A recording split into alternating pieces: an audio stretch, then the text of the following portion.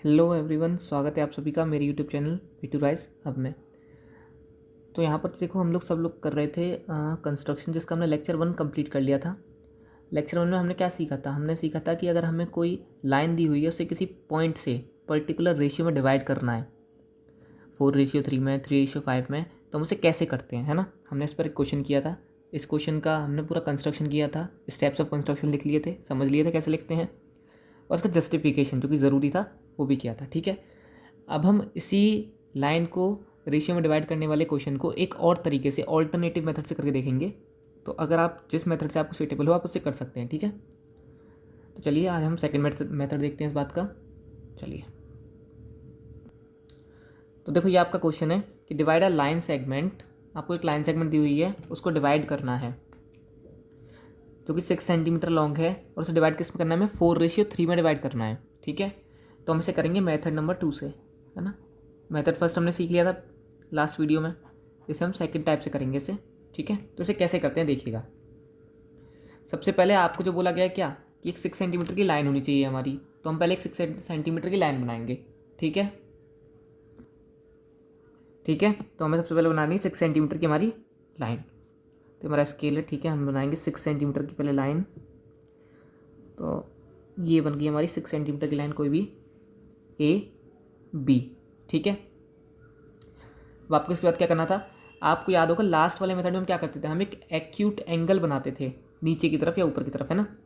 यहाँ पर अपना रेशियो देख लीजिए अच्छे से। आपको रेशियो दिया हुआ है 4:3, तो हम 4 और 3 ऐसे इक्वल पॉइंट्स बनाएंगे दो आर्क्स पर। एक रखेंगे हम नीचे नीचे की साइड और एक रहेगी ऊपर की साइड। ठीक है, तो दो एक्यूट एंगल बनाएंगे हम। एक मैंने बनाया ऊपर, कोई भी एक्यूट एंगल हो सकता है ये कितना भी, इससे हमें कोई वो लेना देना नहीं है कि हमने कितनी का मेजरमेंट बनाया है, आपको एक्यूट एंगल बनाना है। ठीक है,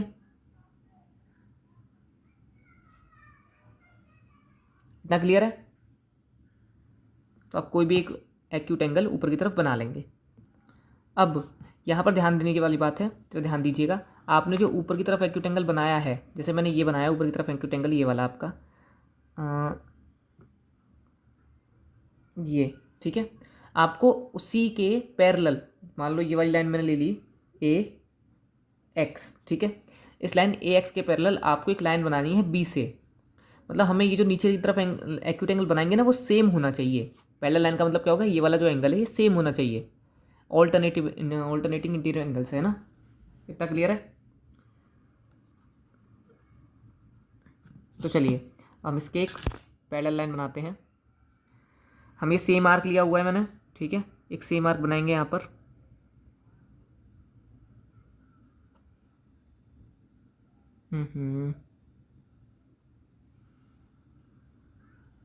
एक सेकंड, एक सेकंड।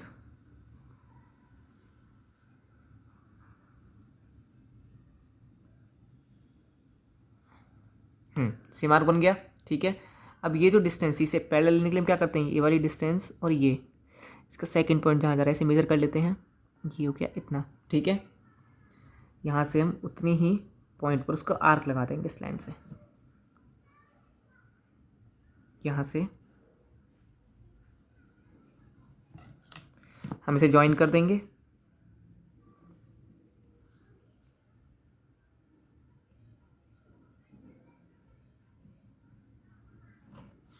तो जो हमें लाइन मिलेगी ये एक पैरेलल लाइन होगी। ठीक है, एंगल हमारे सेम हो गए। अब हमें क्या करना है, हमें कोई भी एक इक्वल डिस्टेंस ले लेनी है। हमारा रेशियो था 4:3, तो एक लाइन पर हम 4 पॉइंट्स कट करेंगे। 1 2 3 एंड दिस वन इज 4। इस तरफ हमारे बचे हुए जो 3 रह गए, 4:3 में डिवाइड करना है, तो 1 2 एंड 3 पॉइंट्स कट करेंगे। इतना क्लियर है? तो ये हो जाएगा सपोज हमारा A1 A2 A3 A4, this one is B1 B2 और B3। ठीक है, इस A4 और B3 को हम ज्वाइन करा देंगे।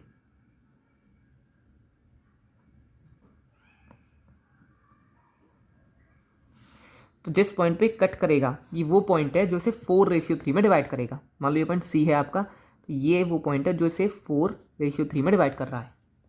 इतना क्लियर है? समझ में आया क्वेश्चन? देखो हमने क्या किया, हमने कोई भी एक एक्यूट एंगल बनाया ऊपर की तरफ, हमने उसी लाइन के पैरेलल एक नीचे की तरफ लाइन बनाई सेम एंगल बना के। फिर हमने जो 4:3 दिया था, ये 4:3 जो था, तो इसके 4 पॉइंट्स ऊपर की तरफ कट किए, 3 नीचे की तरफ, और उन्हें ज्वाइन कर दिया। तो ये जो पॉइंट, जिस जॉइनिंग लाइन ने इस लाइन को ए बी को जहाँ पर इंटरसेक्ट किया, वो पॉइंट हमारा सी हो गया, जो कि इसे 4:3 में डिवाइड करेगा। इतना क्लियर है? इसके स्टेप्स ऑफ कंस्ट्रक्शन देखें, हमने क्या क्या किया। देखो हमने सबसे पहले क्या किया था, सबसे पहले हमने एक लाइन सेगमेंट बनाई थी, वही ड्रॉ अ लाइन सेगमेंट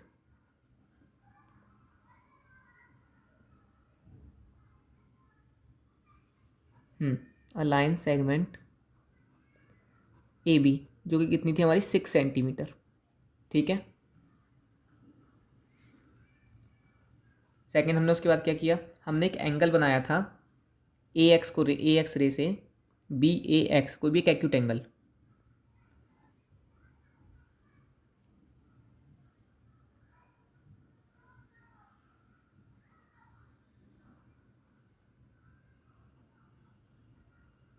तो हमने बनाया make an acute angle, angle B A x.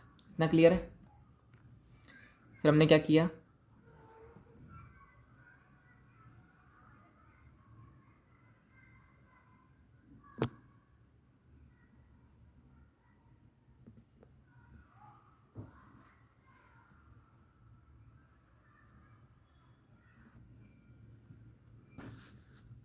उसके बाद हमने एक रे पैरेलल, देखो ये बन गया था हमारा एक्यूट एंगल। उसके बाद हमने ये वाली जो रे थी, इसे बी वाई सपोज कर लो, ये हमने पैरेलल बनाई थी ए एक्स के। तो draw B Y parallel to A X, हमें पैरेलल लाइन बनाना आ गया है ना। फिर हमने क्या किया, हमने पॉइंट्स मार्क किए,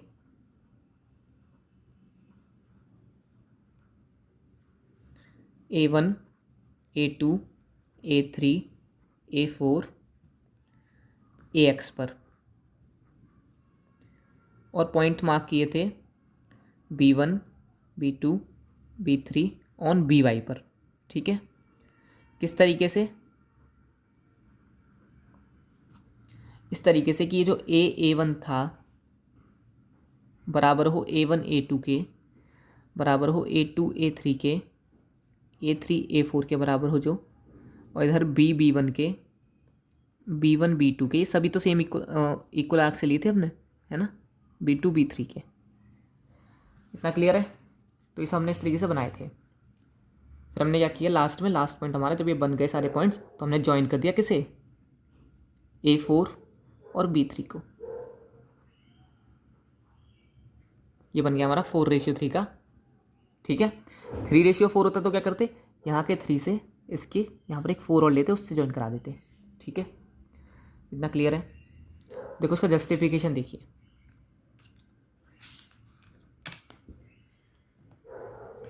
तो जस्टिफिकेशन,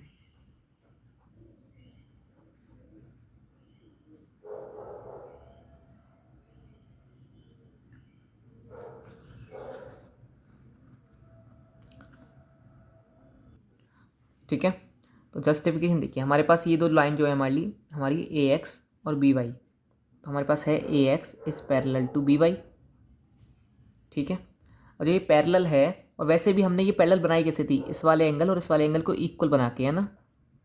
तो हमारे पास क्या है, angle CAA4 is equals to angle CBB3।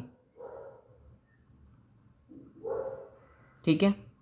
ये एंगल बराबर हो गया इसके, और दूसरा ये वाले एंगल, अच्छा ये बराबर क्यों हुआ, ये हुआ ऑल्टरनेट इंटीरियर एंगल से, ऑल्टरनेट इंटीरियर एंगल्स थे आपके, इसलिए बराबर हो गया। अब ये और ये बराबर क्यों है, तो एंगल नाम क्या हो जाएगा इसका, ACA4 is equals to angle BCB3। क्यों है, वर्टिकली अपोजिट एंगल्स। ठीक है। ये वर्टिकली अपोजिट एंगल है, इसलिए दोनों बराबर है। इतना क्लियर है? ना क्लियर है?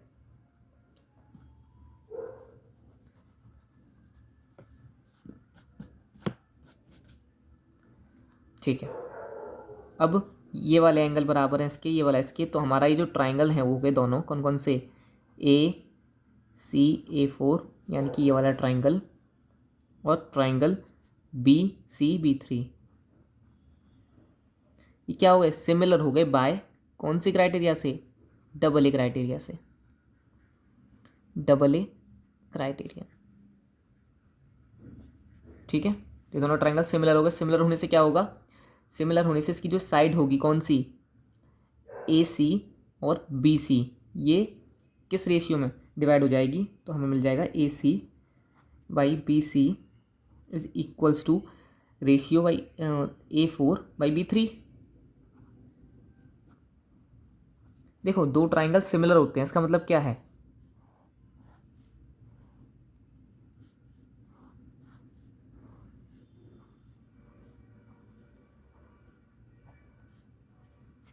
ये दो ट्राइंगल सिमिलर हैं, इसका मतलब इनकी जो करस्पॉन्डिंग साइड है यानी कि AB और PQ, उसका रेशियो इनकी बाकी करस्पॉन्डिंग साइड्स के बराबर होगा, यानी कि BC/QR is equals to AC/PR। ये होते हैं अगर दोनों ट्राइंगल सिमिलर हैं। तो हमारे यहाँ ट्राइंगल सिमिलर हैं तो this side by this side का रेशियो बराबर होगा AA4 और BB3 के। ये AA4 था और ये BB3 है ना, इसके बराबर होगा। अच्छा,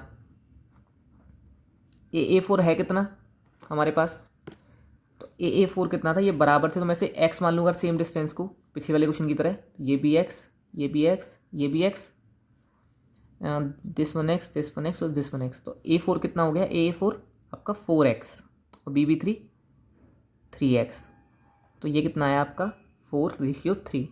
क्लियर है इतना, जस्टिफिकेशन ईजी था। हमने क्या किया, हमने इन दोनों ट्राइंगलों को सिमिलर प्रूफ किया, और सिमिलर प्रूफ करने से फिर इनकी करस्पॉन्डिंग साइड्स का रेशियो बराबर लिख दिया। ठीक है, तो हमें वो जो साइड हमने कट किए थे रेशियोज वो हमें इक्वल दिए थे, है ना, सेम मार्क्स ही तो लिए थे हमने, तो हम उसे अगर x मान लें तो वो 4x हो गया आपका AA4, और BB3 की वैल्यू कितनी होगी 3x। तो यहाँ से हमें रेशियो क्या मिल जाएगा 4/3 या 4:3। ठीक है, इतना क्लियर है। तो ये आपके लाइन को किसी पॉइंट से दो रेशियो में डिवाइड करने के दो तरीके थे, दो मेथड थे, इनमें से आप किसी मेथड से करके आ सकते हैं, और ये क्वेश्चन आएगा। ठीक है, ये आता है काफ़ी बार, अब तक आया और आएगा इस बार, है ना, तो अच्छे से कर लेना। ठीक है, अब हमारा नेक्स्ट क्वेश्चन क्या आता है, हमारा नेक्स्ट आएगा आपका कि अगर हम किसी लाइन को किसी सर्कल पे किसी टेंजेंट को ड्रॉ करना चाहते हैं, लाइन को नहीं, किसी टेंजेंट को ड्रॉ करना चाहते हैं, तो हम कैसे करेंगे। ठीक है, हमें एक सर्कल दिया है, हम उस पर एक टेंजेंट बनाना चाहते हैं, तो उसे कैसे करेंगे, तो हम ये करेंगे अगले लेक्चर में, जितनी हमारे सर्कल के क्वेश्चन है। ठीक है, तो आप इसकी प्रैक्टिस कीजिएगा, और अगर अभी तक आपने इस प्लेलिस्ट को सेव नहीं किया तो इसे सेव कर लो और शेयर करो।